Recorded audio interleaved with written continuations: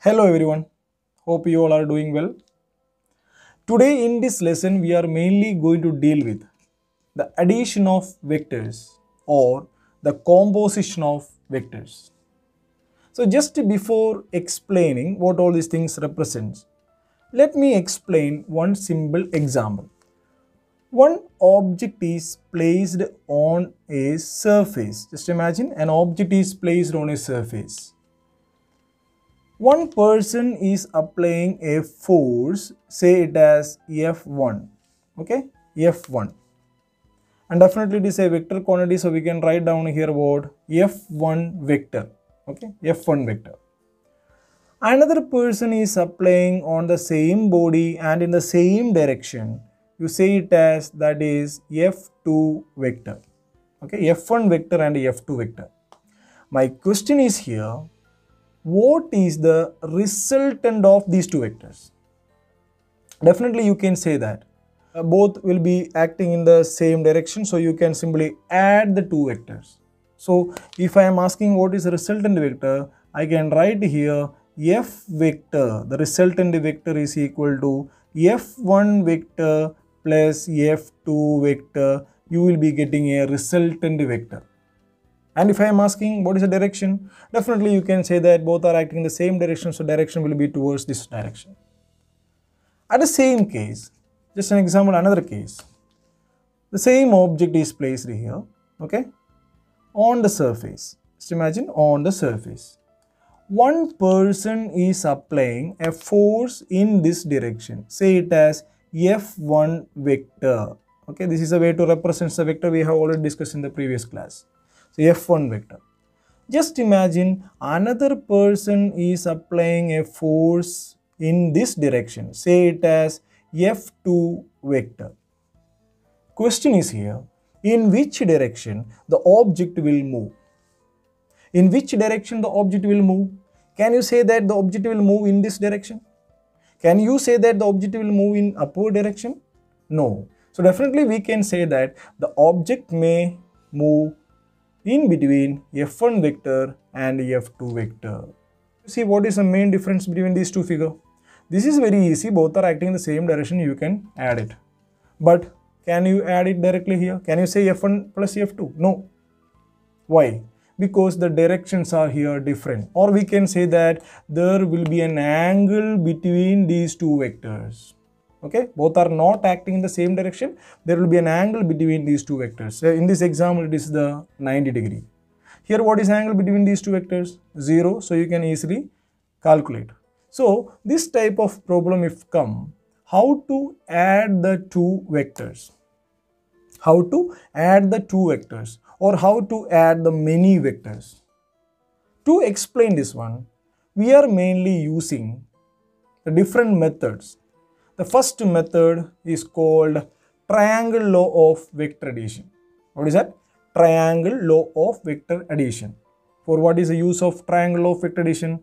To find the resultant of two vectors. Now another method is called parallelogram law of vector addition. This is also used to find the resultant of given two vectors. Okay, now you just think about there are many vectors are there. How to find the resultant of many vectors? There we are using the next one is called polygon law of vector addition. Polygon law of vector addition. So these two examples I have just mentioned here. The vectors may not be acting in the same direction. It may act in any direction. Okay. So in that case, we have to use these three methods. If there are two vectors are there, you can use the first and second method. If there are many vectors are there, you can use the third method. Now let's discuss in detail. The first one is called what? Triangle law of vector addition. So just imagine there are two vectors are there. Okay, it should be straight line and with an arrowhead.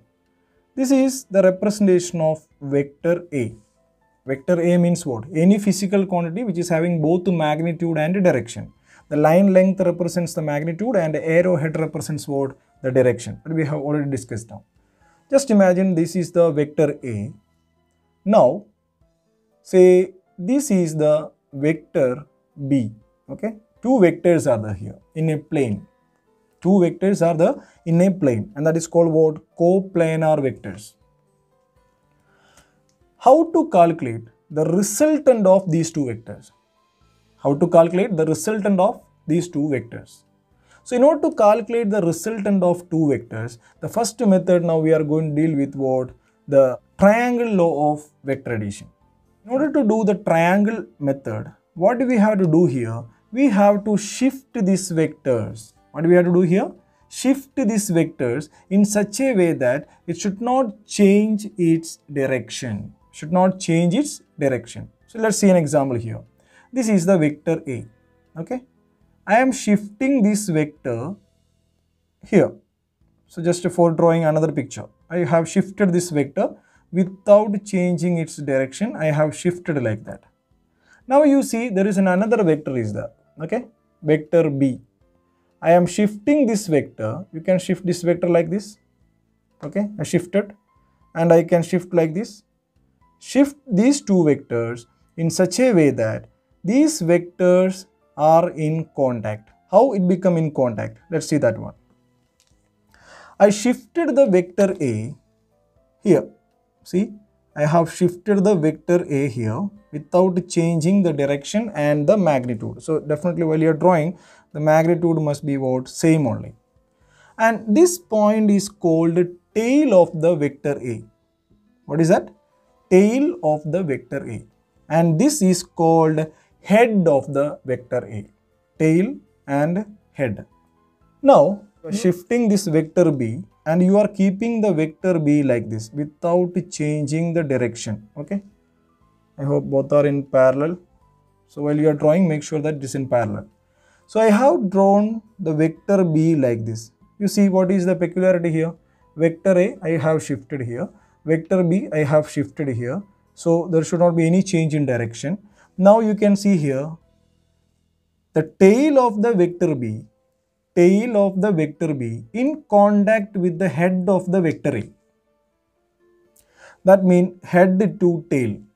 First one head, second one tail. And this method is also called head to tail method. What is that? Head to tail method. If you see, this is a vector A and this is a vector B. See the direction? You see the direction here? Like this, right?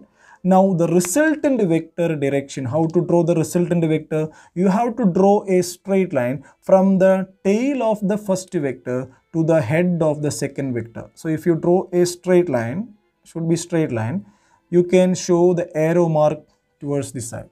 Okay, these are in this direction. The resultant vector showing in opposite direction.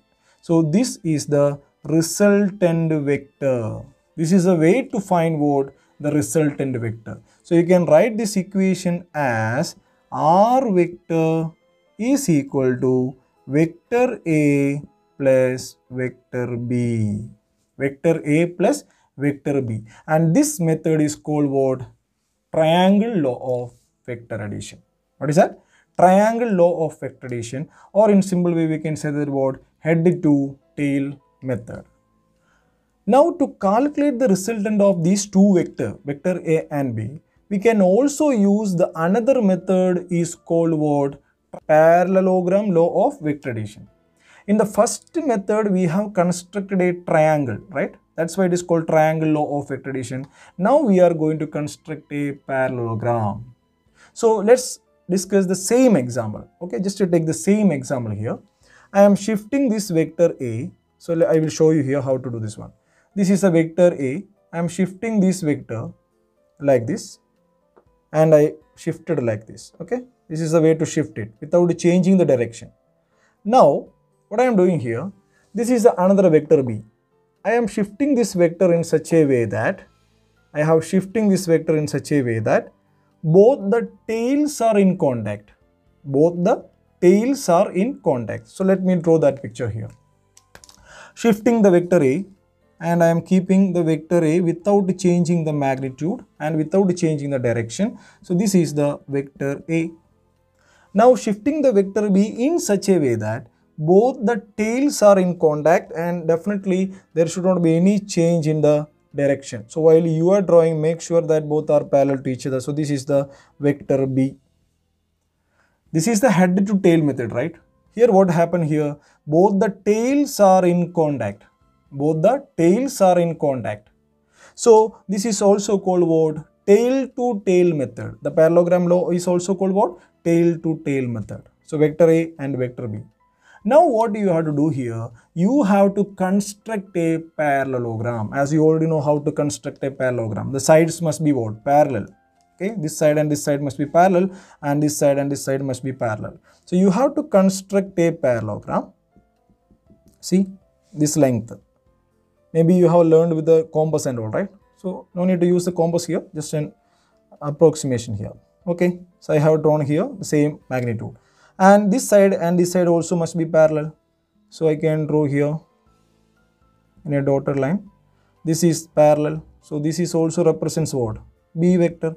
This is also represents what? A vector, because both the line length and the directions are same here. If so, how to find the resultant of these two vectors in parallelogram law of vector addition? What you have to do here, from this common point where the tail and tails are meeting, from the common point you can draw a straight line as a diagonal, you see, as a diagonal, and you have to draw the direction like this. Okay, the diagonal from the tail to tail from the common point, and this yellow line, what is representing here? This line represents what? The resultant vector. The resultant vector. Here also formula is what? What is the formula here? R vector is equal to, see, R vector is equal to A vector plus B vector. A vector plus B vector. So this is two different method. One is triangle and here it is one parallelogram. But you see, both are almost same here. You see, vector A and vector B, right? Vector A and vector B. The direction shown in this direction. You see, the same direction you see, R vector, and this is also R vector. That means what? Methods are different, but the resultant, the final value will be what? Same only. If you use a triangle method or if you use the parallelogram law. Okay? I hope you understood this one. Now you just imagine, instead of two vectors, there are many vectors are there. There we have to use the other method called what? Polygon law of vector addition. So let's see one example in this case. We have many vectors are given there. So this is the vector A, and you see this is the vector B, and you see this is the vector C. There are three vectors are shown here in different direction. Question is asking for how to calculate the resultant vector. So either you can use the triangle law or you can use the parallelogram law. So let's use the triangle law of vector addition. How to use the triangle law of vector addition? We'll be shifting the vectors head to tail method. Let's take the first two vectors. Okay. So I have taken here vector A without changing the magnitude and direction. And I have taken the vector B in such a way that, this is the vector B in such a way that the head to tails are in contact. Head of the first one in contact with the tail of the second one. So this is the which one? Which method? Triangle law of vector addition. So what is a resultant vector in this case? We can draw the resultant vector from the tail of the first one to head of the second one, and you can see here this is the direction. So this is the resultant vector of A vector and B vector. Where here what is the R vector? R vector is equal to A vector plus B vector. A vector plus B vector. So now we got the resultant of two vectors, but we have three vectors are there now. Now what you have to do here? Shift the C vector. Okay, vector C. Okay, you are shifting the C vector, and exactly without changing the direction, you have to keep the vectors like this. You see this one, this is the C vector. Okay, so almost without changing the direction. Now we have two vectors once again. Which are the two vectors? One is R vector. So another is C vector. This is also head to tail method, right? The tail of the C vector is now placed on the head of the first vector. So here also we can use what? The triangle law of vector addition. Now how to calculate the resultant vector? Draw a line from the tail of the R vector to the head of the C vector, say straight line. Now we got another resultant, say it as R dash vector. Okay, we have written here already R, so we can write here R dash vector. So in this case, you can write this equation as R dash vector is equal to, you see this one, triangle of vector addition, R vector plus C vector is equal to R dash vector, right? So we can write here R vector plus C vector. That is the effective value R dash vector is equal to, what is R vector? R vector is A vector plus B vector plus one more is that is the C vector. So how to calculate the resultant of three vectors? So this is the way to use here the triangle law itself, but mainly discussing this one as what? Polygon law of vector addition. Why we are using polygon? Many vectors are there. That's why we are using this method called polygon law of vector addition. Okay, I hope you understood all these points: triangle law, parallelogram law, and the polygon law of vector addition. So related to this one, let's discuss 2 points regarding this one. The vector addition. While we are discussing about the vector addition, we have to think about 2 points. One is the vector addition is commutative. What is meant by commutative here? That means if you add A vector plus B vector, you will get the resultant vector, right? That will be same as when you are adding with the B vector plus A vector. What is the meaning? If you add A first then B, or you write the B first then A, you will be getting the same resultant. So we can say that the vector addition is what? Commutative. And another property of the vector addition is that the vector addition is associative. For example, A vector plus B vector you are adding and you will be getting a resultant. After that you are adding with the Z vector, which is equal to you are adding A vector with the resultant of B vector plus C vector. Okay, that means you are adding first of all B and C. After that, that resultant you are adding with the A vector. Resultant will be what? Same only. Okay, this is called what? Associative law. So 2 properties of vector addition is that one is commutative property, another one is what? Associative property. I hope you understood this today's class. Now we will continue in the next lesson. Okay, thank you all of you.